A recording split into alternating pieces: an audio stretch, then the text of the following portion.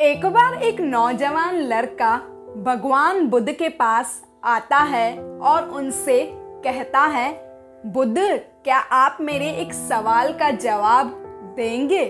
बुद्ध मुस्कुराते हुए कहते हैं, पूछो, क्या पूछना है तुम्हें? उस लड़के ने कहा, मेरी उम्र इतनी ज्यादा नहीं है, लेकिन मैं कम उम्र में ही बहुत ज्यादा परेशान रहता हूँ, बहुत ज्यादा दुखी रहता हूँ।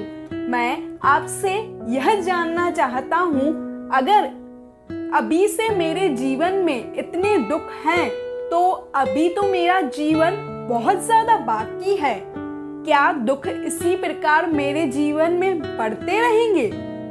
इनसे बचने का, इनसे छुटकारा पाने का कोई रास्ता नहीं है। उस लड़के की बातों को सुनने के बाद बुद्ध ने कहा, कहाँ हैं तुम्हारे दुख? मुझे तो दिखाई नहीं दे रहे हैं।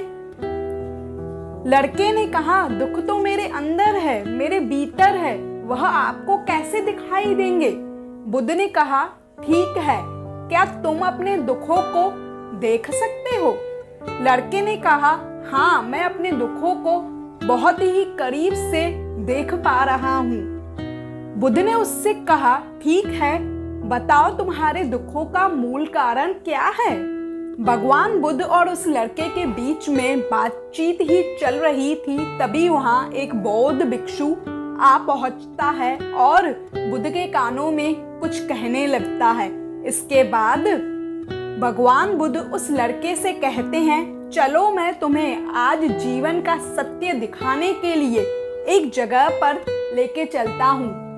वहां तुम्हें कुछ भी नहीं बोलना है, बस चुपचाप रहकर सारी बातों को सुनना है। इसके बाद तुम्हें खुद ब खुद अपने सारे सवालों के जवाब मिल जाएंगे। यह कहकर बुद्ध चलने लगे और वह लड़का बुद्ध के पीछे पीछे चलता जा रहा था। कुछ दूर चलने के बाद बुद्ध ने एक घर के अंदर प्रवेश किया। जैसे ही बुद्ध और उस लड़के ने घर के अंदर प्रवेश किया, उन्होंने देखा वहां लोगों की भीड़ इकट्ठा हुई है और बीच में एक चारपाई पर एक वृद्ध आदमी लेटा पड़ा है। बुद्ध उस वृद्ध आदमी के पास गए और उसकी चारपाई पर जाकर बैठ जाते हैं। वह लड़का बुद्ध के पास में ही जमीन पर बैठ जाता है। वह वृद्ध आदमी बुद्ध से कहता है, मैं यह नहीं जानता कि मेरे जीवन की और कितनी सांसें बची है, कब भगवान के घर से बुलावा आ जाए, लेकिन मृत्यु से पहले मैं अपने कुछ सवालों के जवाब जानना चाहता हूँ और मुझे पता है आप ही मेरे सवालों के जवाब दे सकते हैं, इसीलिए मैंने आपको यहाँ बुलाया है। आगे वह वृद्ध आदमी कहता है, मुझे मेरे बचपन के दिन बहुत ज्यादा याद आ रहे हैं। उन्हें याद करते ही मेरे आंखों से आंसू निकल आते हैं। मेरा मन उस समय बहुत खुला हुआ करता था। उस समय बहुत ज्यादा आजादी हुआ करती थी। जिस भी खेल में मन लगाओ आसानी से लग जाता था। लेकिन जैसे जैसे मैं बड़ा होता गया, वैसे वैसे लोग मुझे जीवन में आगे बढ़ने के लिए कहते रहे। मेरे पिताजी हमेशा से मुझे मेरे बड़े भाई की तरह बनने के लिए कहते थे। उनकी बातों को सुनकर मेरा मन बेचैन हो जाता था। मैं ना तो पढ़ाई में अच्छा था और ना ही मैं खेल कूद में। सभी लोग मुझे किसी और की तरह बनने के लिए कहते थे। एक दिन लोगों की बातों से तंग आकर, परेशान होकर मैंने जीवन में कुछ बड़ा करने का निर्णय लिया। मैंने खुद से वादा किया कि मैं अपने बड़े भाई की तरह एक कामयाब इंसान बन के दिखाऊंगा। इसके लिए मैंने रात दिन मेहनत की। इसी बीच कई सारे उतार चढ़ाव आए, दुख सुख आया, मुश्किलें आई, परेशानियां आई। इन सभी परेशानियों और मुश्किलों के बाद मैंने खुद का एक व्यापार खड़ा किया। उस समय मुझे कुछ पाने का एहसास हुआ। जो लोग मुझे ताने देते थे वही मुझे शाबाशी देने लगे, वही मेरे आगे पीछे घूमने लगे। इसके बाद मेरी शादी एक रईस आदमी की बेटी से हुई। उस समय मुझे ऐसा लगा कि मैं रईस बन चुका हूँ। शादी के कुछ सालों बाद मुझे बहुत ही सुंदर और स्वस्थ 2 बेटे प्राप्त हुए। उस समय मेरी खुशी का ठिकाना नहीं था। मेरा मन अब उनके लिए कुछ करने की इच्छा जाहिर करने लगा। मैं उन्हें दुनिया की सारी खुशियां देना चाहता था, उनकी हर इच्छा को पूरा करना चाहता था। इसीलिए मैंने अपना अधिकतर समय अपने व्यापार में लगा दिया और बहुत ही जल्द मेहनत करने के बाद मैं अपने नगर का सबसे बड़ा व्यापारी बन गया। इसी बीच सब कुछ ठीक चल रहा था, लेकिन होनी को कौन टाल सकता है। मेरी पत्नी मुझे छोड़कर चल बसी। इससे मुझे बहुत ज्यादा गहरा सदमा लगा। मैं उसे याद कर कर हर दिन दुखी रहता था। मैंने अपने घर से बाहर निकलना तक बंद कर दिया था। उस समय मेरे बेटों ने मुझे बहुत ज्यादा हिम्मत दी। धीरे धीरे जैसे तैसे मैंने खुद को मजबूत बनाया और अपना मन अपने दोनों बेटों पर लगा दिया। अब उनकी खुशी में ही मेरी खुशी होती थी और उनके दुख से ही मैं दुखी होता था। आगे वह वृद्ध आदमी कहता है, जीवन के इस चक्र में मुझे कई बार इस बात का एहसास होता था कि जीवन क्या है, जीवन की गहराइयों में कैसे जाए, मैं कौन हूँ, मैं इस दुनिया में क्यों आया हूँ। इस प्रकार के कई सारे सवाल मेरे मन में आते रहते थे। और इसी बीच मुझे आपके बारे में भी पता चला कि बुद्ध ऐसी प्रणालियों के बारे में विस्तार से बताते हैं जिससे जीवन का मतलब समझा जा सके।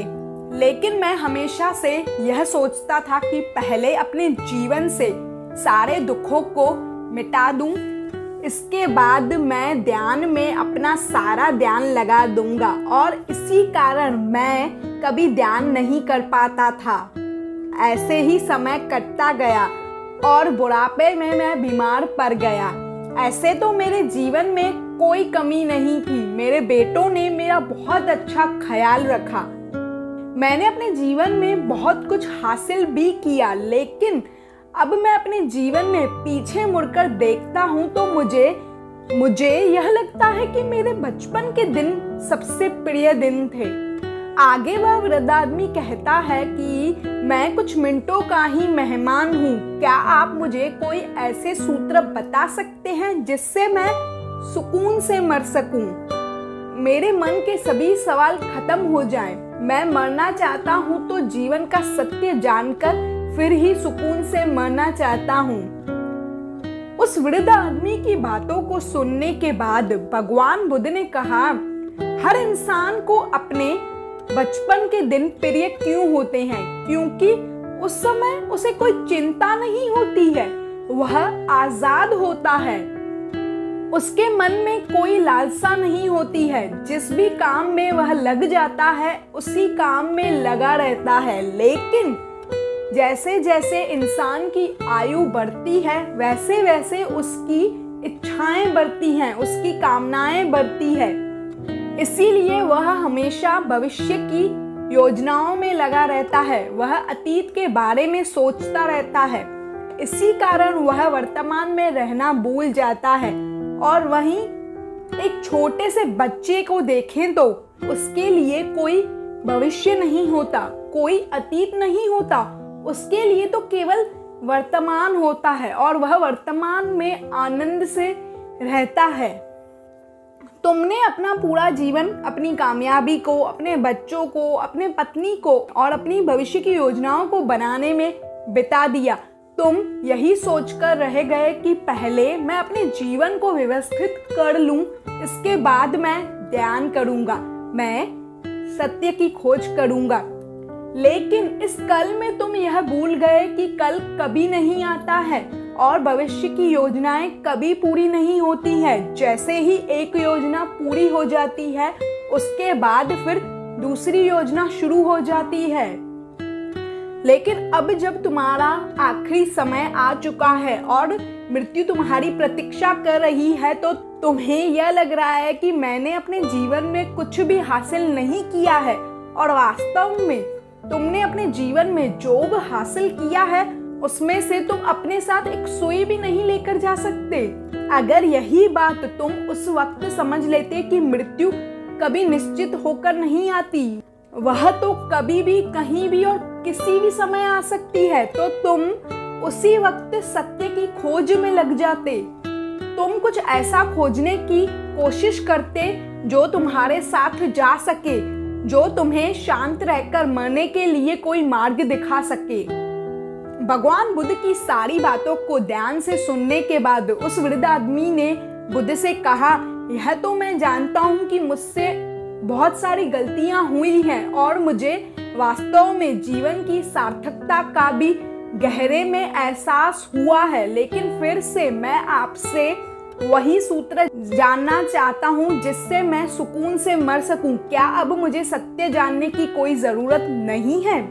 बुद्ध कहते हैं कि अब तो एक ही सूत्र समझने लायक रह जाता है, वह ये है, तुमने अपने जीवन में जो कुछ भी पाया या फिर जो कुछ भी खोया उसे यहीं छोड़कर चले जाओ, उसे अपने मन के साथ जोड़कर मत लेकर जाओ और अपने मन में यह भाव पैदा करो कि तुमने अपने जीवन से बहुत कुछ सीख लिया है और वास्तव में तुमने प्रगति भी की है, क्योंकि तुमने यह जान लिया कि जीवन में कुछ भी सार्थक नहीं होता है और यह जानना भी जीवन में एक बहुत बड़ी उपलब्धि होती है। लोग जीते जीते मर जाते हैं, लेकिन उन्हें जीवन की वास्तवता का अर्थ मालूम ही नहीं पड़ता। अभी इसी वक्त अपने मन से सारे सवालों को खत्म कर दो और अपने मन में यह भाव पैदा करो कि इस जीवन में जो कुछ भी जानने जैसा था वह तुम जान चुके हो और अब ऐसा कुछ भी नहीं है जो तुम्हें जानने जैसा बचा है। जब तुम इस बात को अपने मन में गांठ बांध लोगे तो तुम खाली होकर के जाओगे और असल में यही मरने की कला होती है। हमने इस जीवन में जो कुछ भी पाया या फिर जो कुछ भी खोया वह इसी दुनिया का था और वह यहीं रह जाएगा। हमारे साथ कुछ भी नहीं जाएगा। हम खाली हाथ ही आए थे और हम खाली हाथ ही जाएंगे। वास्तव में जो लोग अपने मन से खाली होकर के जाते हैं उन्हीं के अंदर ज्ञान का दीप जल जाता है और वही लोग आने वाले अपने दूसरे जन्मों में निर्वाण को प्राप्त होते हैं। लेकिन इससे पहले तुम्हें बुद्ध की निरर्थक को समझना होगा, जहां कुछ भी पाना या फिर खोना मायने नहीं रखता। भगवान बुद्ध के इन वचनों को सुनने के बाद उस वृद्ध आदमी ने कोई भी सवाल नहीं किया और बुद्ध को आखिरी प्रणाम करते हुए वह मृत्यु को प्राप्त हुआ। इसके बाद भगवान बुद्ध ने उस नौजवान लड़के से पूछा, क्या तुम्हें अपने सभी सवालों के जवाब मिले? अगर मिले तो क्या मिला जवाब में? सभी को यहाँ बताओ। उस लड़के ने कहा, हाँ बुद्ध, मुझे इन वृद्ध आदमी की बातों को सुनकर इनके जीवन के बारे में जानकर अपने सारे सवालों के जवाब मिल गए हैं। मैंने यह जाना कि जीवन में कुछ भी पाने जैसा नहीं है, चाहे दुख हो या सुख, वह पीछे रह जाएगा। यह दुख और सुख का चक्र यूं ही चलता ही रहेगा। हमें इसी चक्र के साथ चलते हुए सत्य की खोज करनी होगी। आगे उस लड़के ने भगवान बुद्ध से कहा, किंतु मेरे मन में एक सवाल बाकी है जिसका जवाब जानना सभी के लिए जरूरी है। मेरा सवाल यह है कि मैं ध्यान की यात्रा करने के लिए तो बहुत ज्यादा प्रेरित हुआ हूँ, लेकिन मुझे कोई ऐसा मार्ग नहीं पता जिससे मैं ध्यान कर सकूं। भगवान बुद्ध कहते हैं कि ध्यान की सारी प्रक्रियाएं हमें वर्तमान में लाने के लिए होती हैं। अगर तुम किसी भी काम को पूरी उपस्थिति के साथ एकाग्रत भाव से अपने आप को पूरी तरह से इकट्ठा करके करते हो तो तुम ध्यान में ही हो, लेकिन हमारा मन इधर उधर भटकता रहता है। तुम अपना काम करते करते वर्तमान में रह सको, इसके लिए मैं तुम्हें एक छोटी सी विधि बताता हूँ जिससे तुम अपना काम भी कर सकते हो और आसानी से ध्यान को भी समझ सकते हो। जब भी तुम कोई कार्य कर रहे हो, चलते फिरते उठते बैठते, उस समय अपनी सांसों पर ध्यान लगाना शुरू करो। तुम यह देखो कि सांस किस नाक से आ रही है, किस नाक से जा रही है, नाक के कौन से कोने से सांस टकरा रही है। बस तुम उसके साक्षी बन जाओ, उसे देखते रहो। काम कर रहे हो, खाना खा रहे हो, चल रहे हो, फिर रहे हो, तुम अपना ध्यान अपने सांसों पर लगाओ। जब तुम यह कर रहे हो तब तुम्हारा दिमाग, तुम्हारे विचार तुम्हें इधर उधर लेकर जाएंगे, तुम्हें भटकाने की कोशिश करेंगे, लेकिन कुछ समय बाद तुम अपनी सांसों पर फिर से ध्यान लगाना और तुम्हारा ध्यान फिर से तुम्हारी सांसों पर टिक जाएगा। इसके बाद तुम्हारे मन में जो भी विचार चल रहे होंगे वह धीरे धीरे गुम होते दिखाई देंगे और तुम्हारा दिमाग एक खाली मैदान की तरह हो जाएगा। तुम्हारे सभी सवाल खत्म हो जाएंगे। आगे बुद्ध कहते हैं कि सांस जो है वह वर्तमान में चलती है, ना ही वह भविष्य में चलती है और ना ही वह भूतकाल में चलती है, वह वर्तमान में स्थल होती है। इसीलिए जब तुम सांसों से जुड़ जाते हो तो तुम वर्तमान में रहना सीख जाते हो, क्योंकि सांसें जिस पर तुम ध्यान लगा रहे हो वह वर्तमान में चलती है। इसके बाद धीरे धीरे तुम्हें खुद ब खुद ध्यान का एहसास होने लगता है।